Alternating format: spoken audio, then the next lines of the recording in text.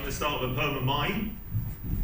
Kind of like a lot of my poems, some dark and shade in there, on the theme of death. And it's about an uncle of mine who died many years ago now. And when he died, his last wish was, after the cremation, I should add, that he got taken to his favourite hilltop and his ashes were scattered. So we got up there, the whole family, about 30 of us from different sides of the family, opened the urn, tipped the ashes out, wind changed direction, and we got covered in it. So a terribly, slightly embarrassing situation. So I was going to read a bit about that, a bittersweet poem about that situation. It's called Human Remains. As we tipped my uncle's ashes from the hilltop, the wind changed direction. I got a taste of the grey grit of him, spat a large soft glob of him into the plump spring grass. I suppose because of this, he stayed with the living longer. He would not be forgotten quite so easily. Although whomever he was, the day will come when every storyline of him will have been scribbled over, lost. Then later you will follow. The pen hit the edge of the page. We will become it. The dark spaces between words, silence between notes, nothing between stars, the form, unrecalled proportion of it all. We're going to go into the open mic, quickly read my contribution to this. This is about my mother who's dying of stomach cancer over in England. She's 93, just very brave. I've learned so much from her through this process. Just a very, very brave woman who is just facing death very, just straightforwardly, really, I suppose. It's called Motherland. I loved her most as she died. Did not know bravery like that was possible. Death could be ignored, snubbed, forgotten, treated as a frame, not the painting, the photograph, a plate, not the meal. Death was left to wait, lean on his side, yet absent-mindedly smoke at the end of the drive. That death was male did not help. My mother was not to be mansplained by anyone, especially someone so badly dressed, poorly spoken with such awful fingernails. Then death, ambitionless, tragic death, who never moved on, bettered himself, who stayed home, could only write his name in blood, who did what his dad had done, his dad before him, and no school beyond the university of life, deserved to be made to wait. We're going to move right along. Angela, Kenny, would you like to come up? Where is Angela? Oh, there you are, Angela, great. Angela Kenyon has read and written poetry as a survival tool since childhood. Her beloved husband of almost 50 years died in March 2022. She's struggling to cope with this loss, to find a way forward in the dark through the familiar stillness and comfort of poetry. Welcome, Angela.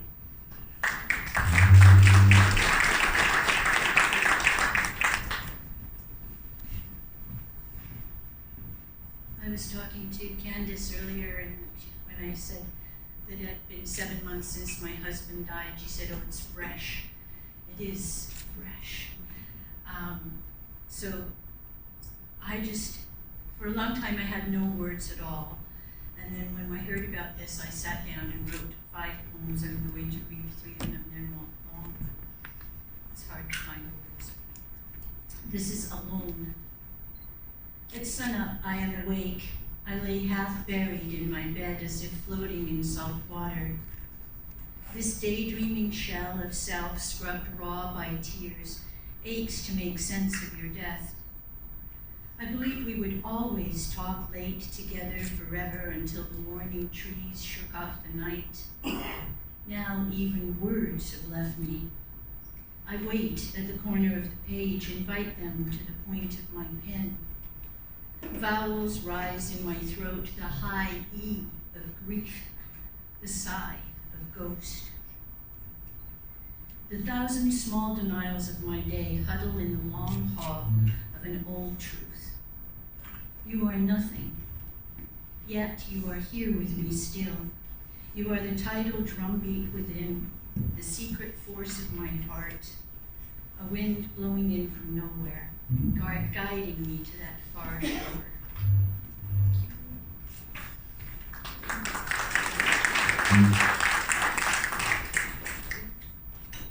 Richard and I, in all the years we were together, we raised 6 children. We lived in Vancouver East and we never had any money. So we spent a lot of time at New Brighton Park. That was our vacation and holiday place. So this is New Brighton Park. I linger over photographs, find a long ago picnic under shimmering trees, the fierce peak of the day, tanned boys in shorts, a baby at my breast, the luxury of sun and love blossomed on my face. Your eyes shine dark as mussel shells. So I get dressed, take our dogs with me for their kind company. The park seems to expect us. Can you hear me? The air says. I hold my breath and listen. The wind hums a prayer through my mouth. I remember you standing at the end of the pier, your arms outstretched. You moved with your casual grace as you conducted the water, the horizon of ageless mountains in a chorus of music that I hear now for the first time. I am filled with loosening words, caught in a sudden miraculous knowing of the circle that makes us whole.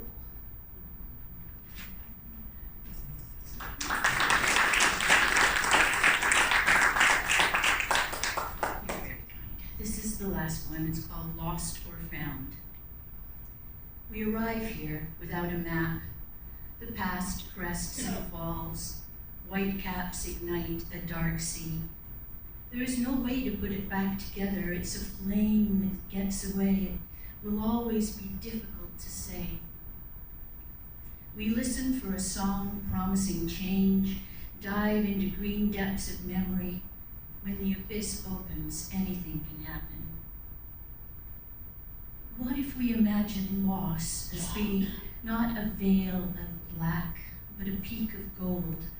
Let there be no sense of time.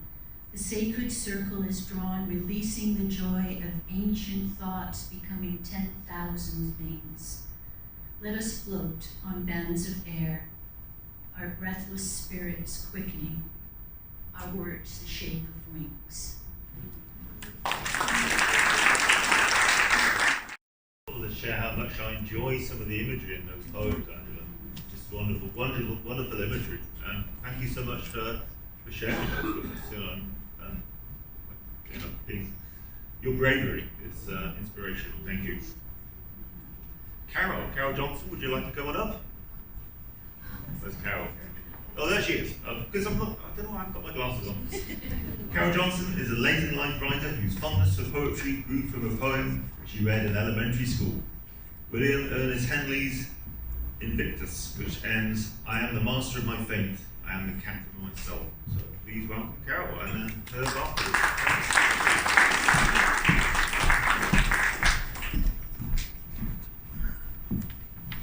Thank you, Alan. So these poems are inspired by my father, who died in 2015. The first one is called Bones. What is this body but a haven that harbors an earthbound soul? A container that comes with a best by date, flesh that feels and teaches, bones that anchor, and always, always a patient spirit waiting at the center of it all.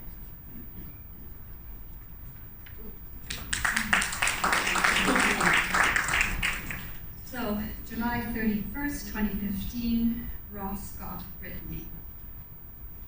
The news of Dad's death reaches us in Roscoff. The words carried on sound waves arrives in the form of my daughter's unsteady voice. Grandpa died last night. He's gone, Mom.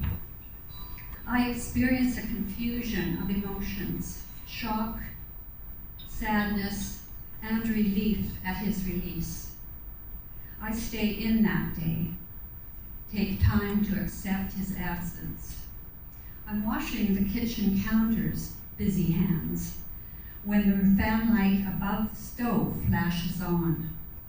That bulb has refused service since the day of our arrival. Astonished, I step back, ask, "So you're all right then, Dad?" The light dies. No flickering, no dimming, just off. And I'm filled with gratitude, knowing that Dad's in a good place.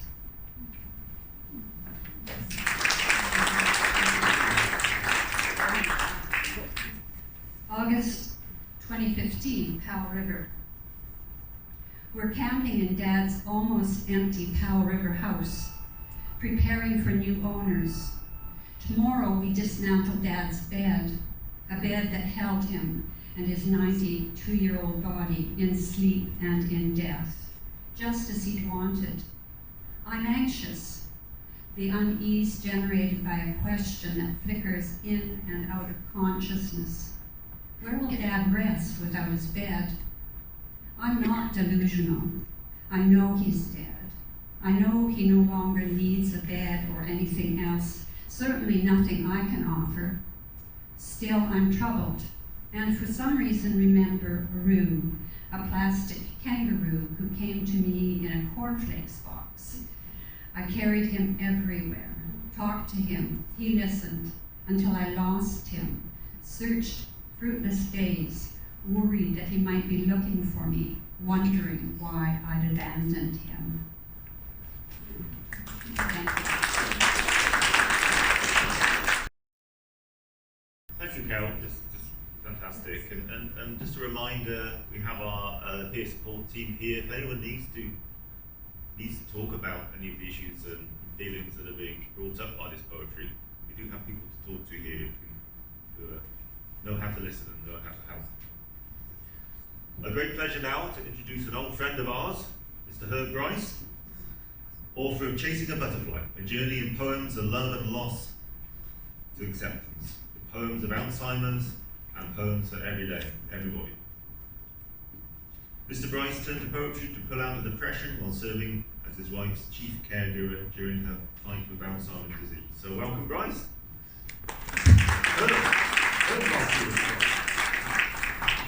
What did Bryce say? Thank you, Ellen. Hello, everybody. Thank you for having me with this wonderful occasion. I'll just dive into this. I have 4 poems, and it takes a little bit to get through them. So these are from the long goodbye of the journey to Alzheimer's, and the only way I could cope was to turn to poetry, which gives me this book, Chasing a Butterfly.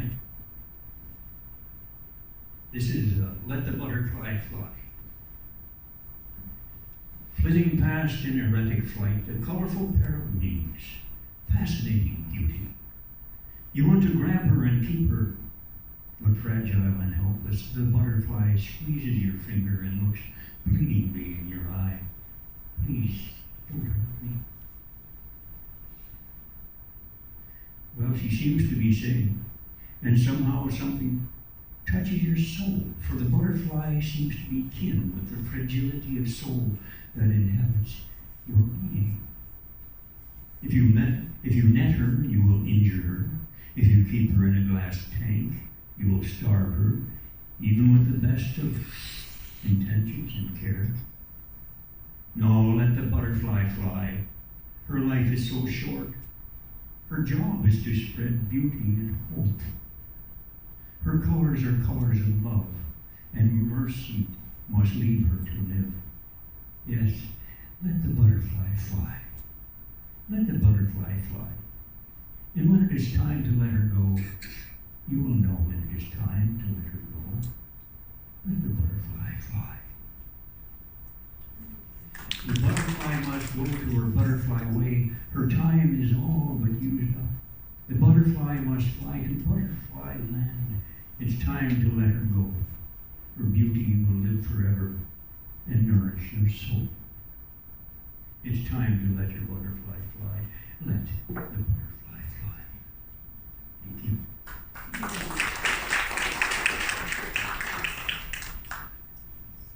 This is one of the key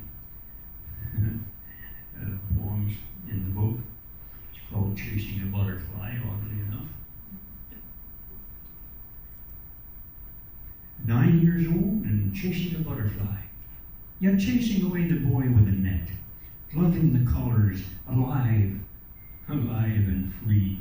9 years old and living, because his why. 12 years old and chasing a butterfly, catching a monarch with utmost of care, catching it gently straight out of the air, then lovingly setting it free. Bye-bye. 18 years old, getting a tattoo with a big butterfly pattern, of course.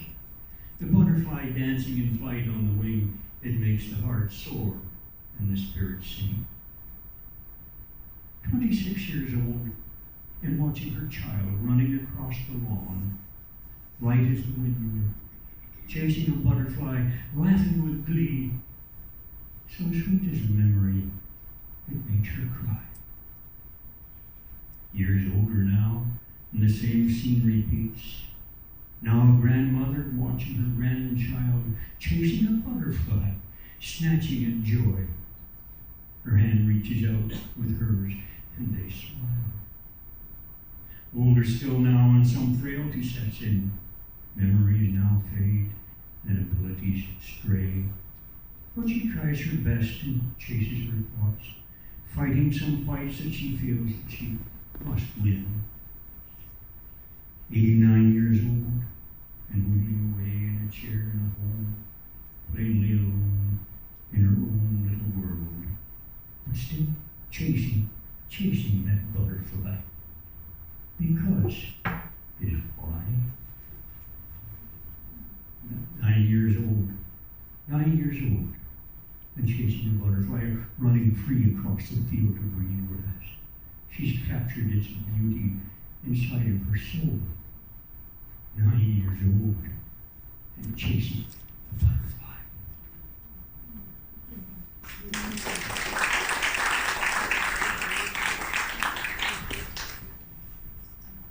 So that's the journey into the end. And this was all in preparation of me meeting her end. And this is how I agreed to that. I'm fine. I'm fine, she said, when the doctor asked, all in a glow of certainty she basked. The doctor looked at me. I shook my head. Her power of reason must be dead. Back home, she writhed in obvious pain. She spurned my help in complete dismay. To the paramedic, she said, "No time to be ill. Don't you count me out? I'm fine." Well, I took her back to that medical man. She accused me of not even giving a damn. He examined and prodded and asked for me and mine. She snapped with a snarl and told him, "I'm fine." When stricken at last and fatally ill, the hospital doctors all took her in. And though she faded, her spirit did shine. And with her last breath she whispered, "I'm fine." We held a service to honor that gal. Everyone came, every single last pal. We toasted that feisty old gal of mine, quoting her words from her will, "I'm fine." Then we gathered around for one last gin. We could find her body, though her spirit would win, and we laid her to rest in a box of pine, and wrote on her tombstone, "Goodbye, I'm fine."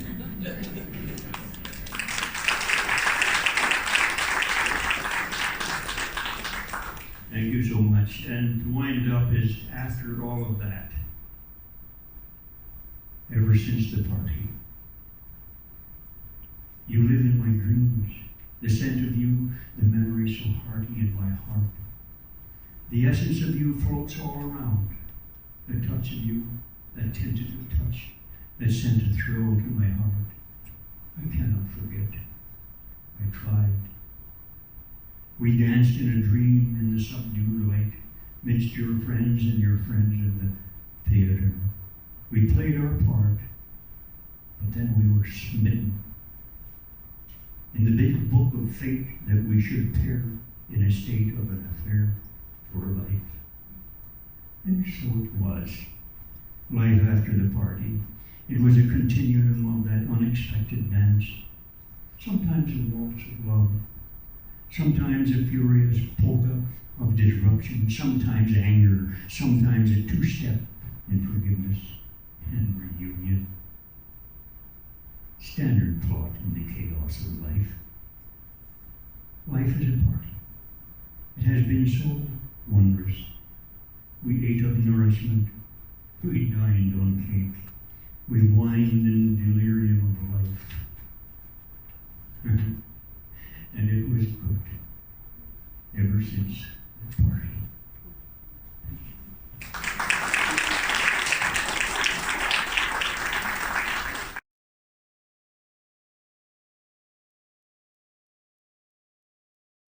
Hope Lauterbash, is Hope around? Is she here? Oh, great, Hope, please come on up. Hope is a Zambian Canadian writer, poet, and community organizer. Hope is a graduate of the Writers' Studio at Simon Fraser University and creator of Unbound, a reading series and collective that celebrates Black creative voices. So welcome, Hope.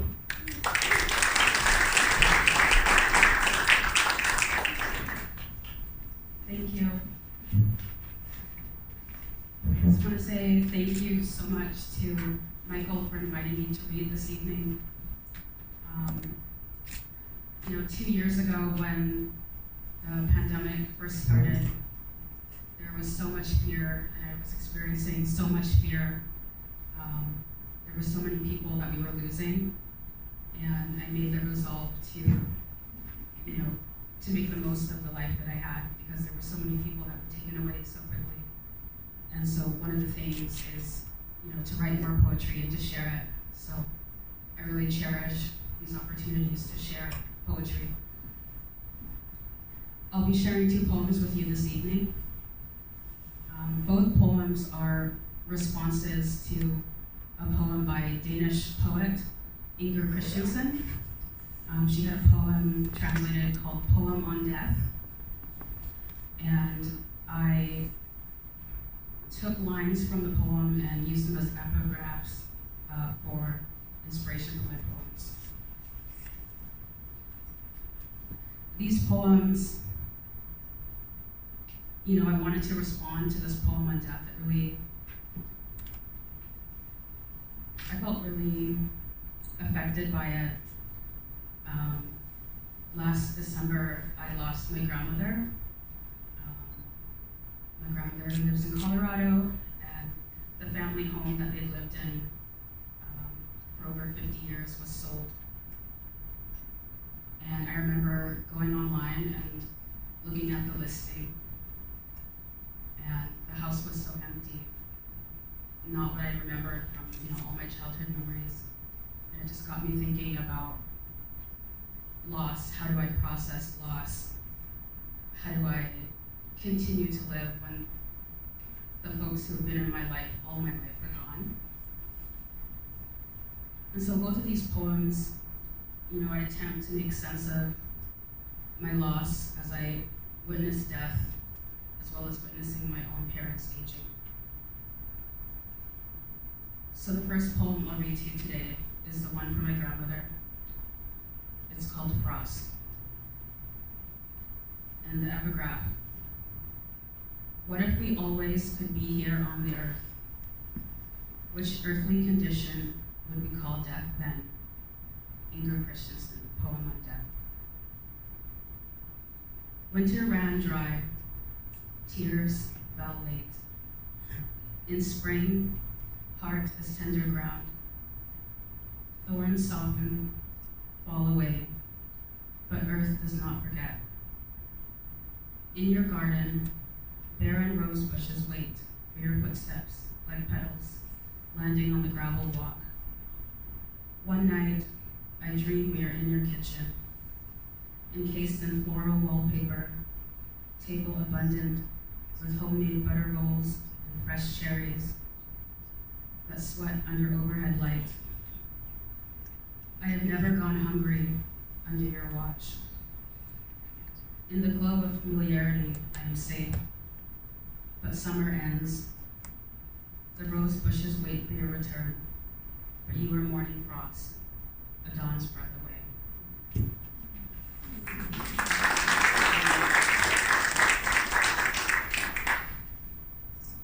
This second poem is written for my mother. Just watching her as she ages and our relationship changes caused me to reflect and write this poem. And the epigraph: it feels so odd and modest to think about death when no one you know has died. It means that each time you look at yourself in the mirror, you look death in the eye without crying. Like a clear and fully comprehensible answer, but to questions you dare not ask. Inger Christensen, poem on death.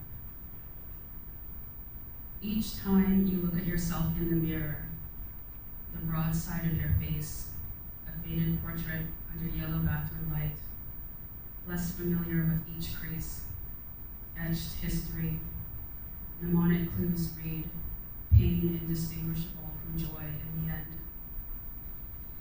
Our talks grow brittle and dark, like the overdone toast you serve for tea, yet I savor the chance to reconnect. In your window, clouds patch the sky, and I am open. I am open, 15 again, seeking permission to cross the line you trace like chalk around your body of wax, molded by coarse fingerprints. You take the blame and slink away. You say, the past is a bog that traps you. Noctambulant dreamer, I follow you down paths that burrow deep into the body. Sink into your spine is a root that protrudes from the ground, indistinguishable from others, and I look death in the eye without crying. Thank you. Thank you, Herb. Thank you. I'd like to invite Una up. Una Bruins, if she's here. Put my glasses on. Una, are you here somewhere? Oh, there you are. Yeah. Great. I haven't got a bio for Una, but please come up. Una's been one of our regular R-Class members probably from the very beginning, actually. One of our respected and long-time and very honoured members. So please come up, Una. Thank you. Thank you for giving me the opportunity. I'll just carry on. This poem is called Songbird, and I wrote it for my sister while she was dying. As I sat and watched you slowly slip away, flashbacks of our happy childhood floated through my mind. I looked skyward, questioning why someone so gentle should meet such fate. Your zest for love and song ripped from your soul. We went from a songbird to a shadow on the wall. So often you sat on that cloud in front of the Golden Gate. Love for your children kept you imprisoned, yoked to a fate that brought you such suffering and many years of heartache. Although I loved you dearly, I knew you could not stay. It broke my heart to see you suffer, so then see you go. Oh dear sister, friend, this twisted love we could not understand, but you loved him to the bitter end. When your spirit left, part of you went with me. I will remember you at sunrise, at sunset, in between times. I will listen for your song of the gentle breeze. Do I have time?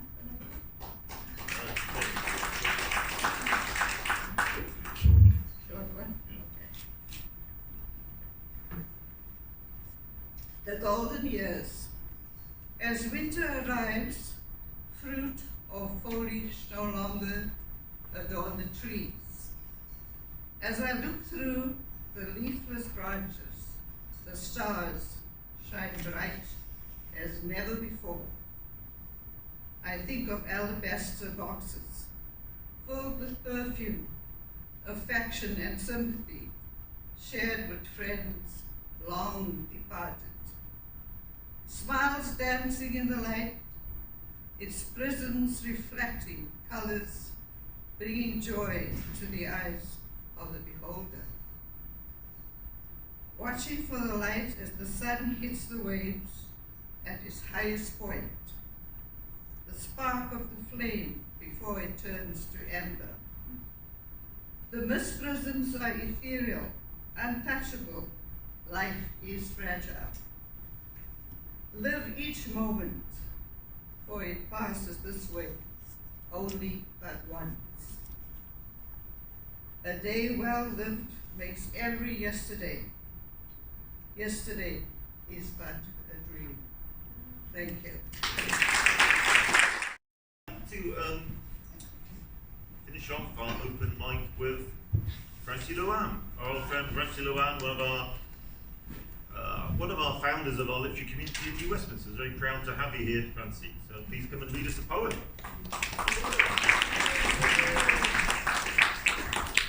Thank you. Just one joke, and that is that I didn't look like this when I left my dentist this afternoon. It's not her fault. I chewed my lip. I want to tell you about another kind of death. I want to talk about suicide. I want to tell you about a young man in Argentina, a member of the family, who took his life in his early 20s. I'll read only 3 short poems of the 5 that I have written for Lucas. And I could say also that today I learned of my older brother, my estranged brother, that he may have had 2 hours or 2 days to live with a bleeding aneurysm.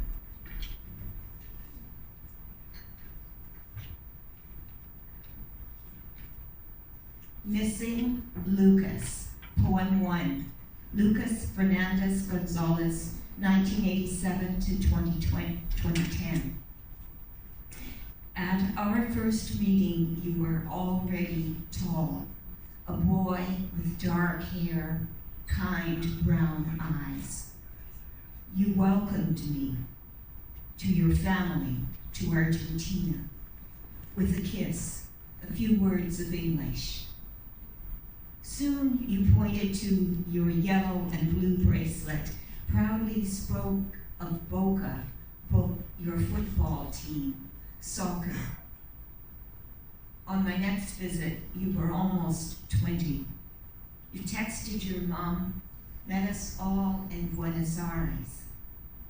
Sweet, polite, you gave us 2 kisses, each time you met and left us, con respeto, with respect. My Jose was your step-grandfather. His eldest son was with your mom. We miss you now, Lucas. We cannot speak of how you left us.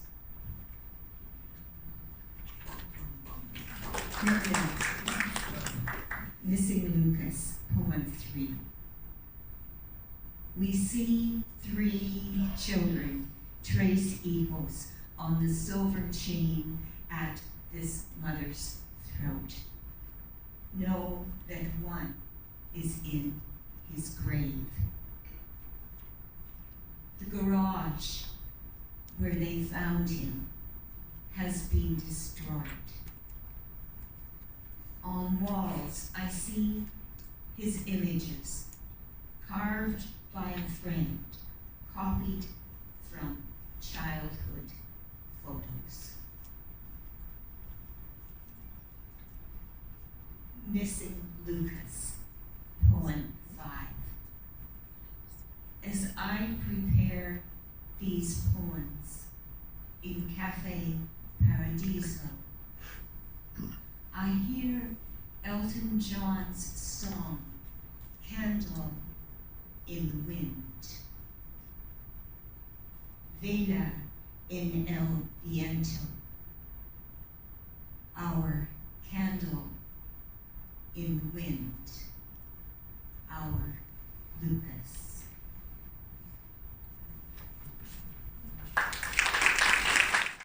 Francie, it's just so wonderful to see you out and about. Great. One quick poem, the last poem actually, quick addition.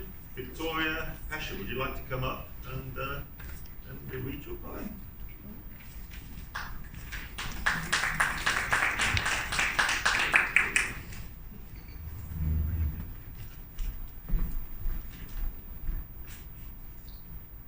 Good evening.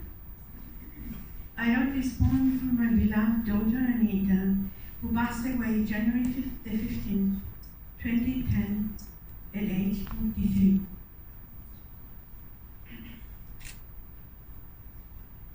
The mother asks in pain, "Why, my child?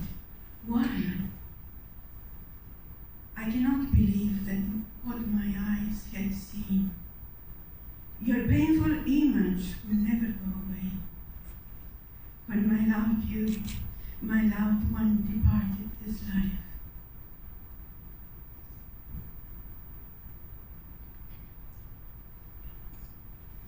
In life, you achieved everything you had tried. Soul's purity kept through complexities of life. A beautiful rose, you ended before your prime. Your tenderness will always remain in my mind. Everyone you loved with amazing grace.